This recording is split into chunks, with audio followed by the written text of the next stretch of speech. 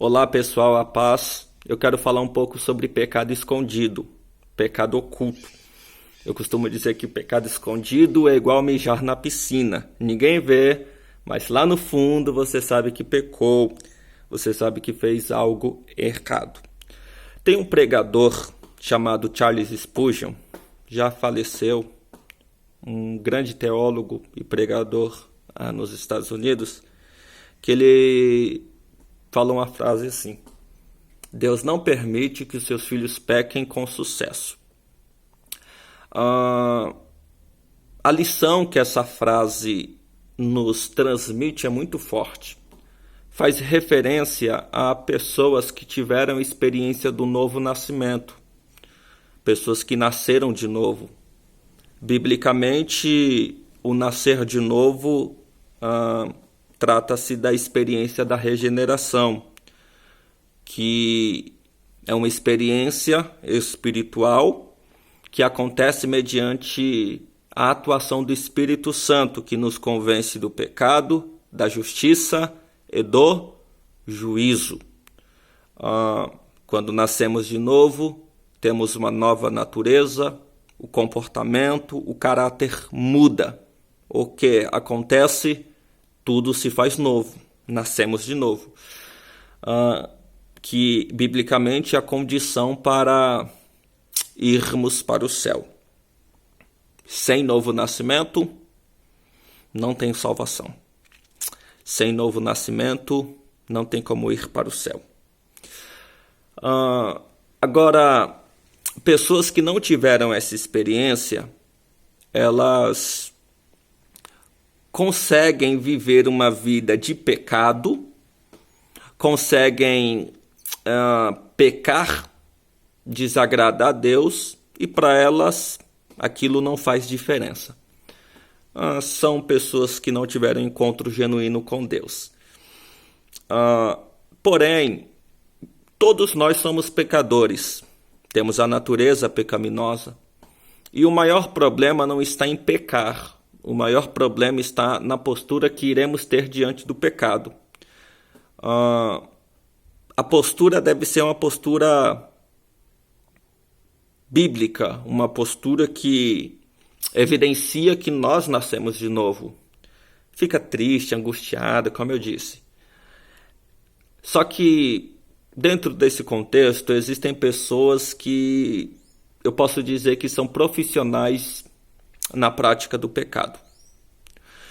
Pessoas que pecam com tanta frequência que se tornaram profissionais, conseguem esconder e ocultar o pecado de todo mundo, menos de Deus, é claro.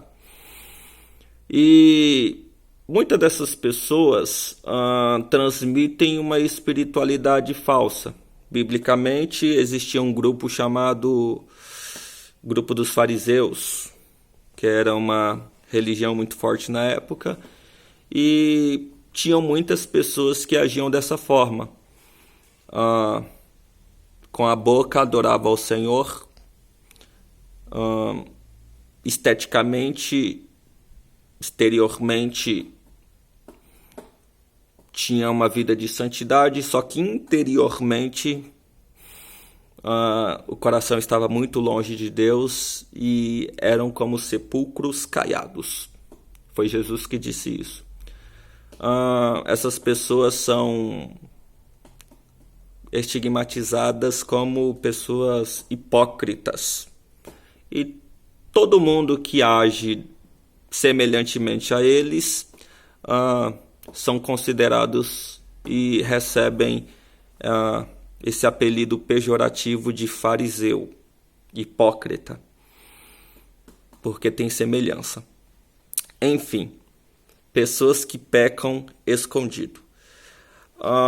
Muitas dessas pessoas conseguem pecar e, além de pecar escondido, criticam e falam mal do pecado de pessoas que pecaram e o pecado foi exposto. Vou desenvolver o raciocínio e eu quero que você entenda. Tem muitas pessoas que pecam e tem o pecado exposto. Geralmente é o pecado da prostituição, do relacionamento extraconjugal, enfim.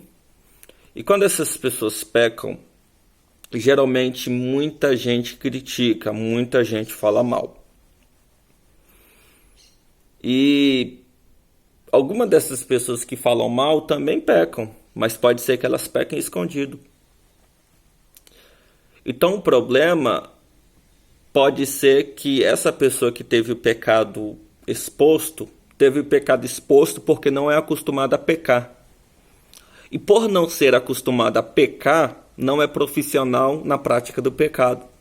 E como não é profissional na prática do pecado, teve o pecado exposto. Agora aquele que critica quem pecou, está pecando.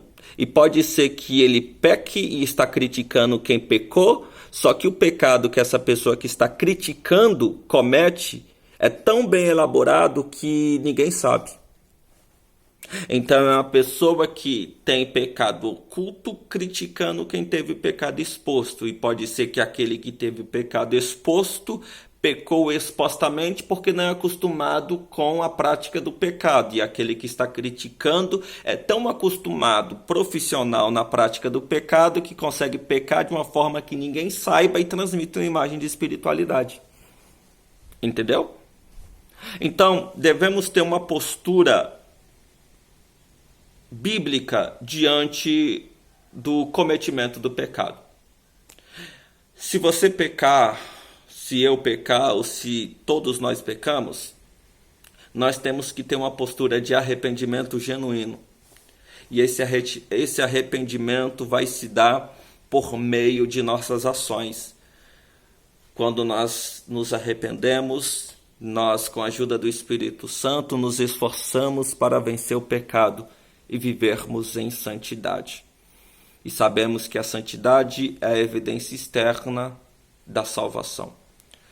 Precisamos confessar os nossos pecados a Deus, e a Bíblia diz que devemos confessar as nossas fraquezas uns aos outros. O porquê? Porque às vezes a minha fraqueza não é a fraqueza do meu irmão. Então, o irmão pode me ajudar na minha fraqueza. E ele pode ter uma fraqueza que não é a mesma da minha. Eu posso ajudá-lo na fraqueza dele. Então, duas pessoas vão se ajudar. E o Espírito Santo irá ajudar todos. Vamos esforçar com a ajuda do Espírito para vivermos em santidade. Amém? Fiquem com Deus.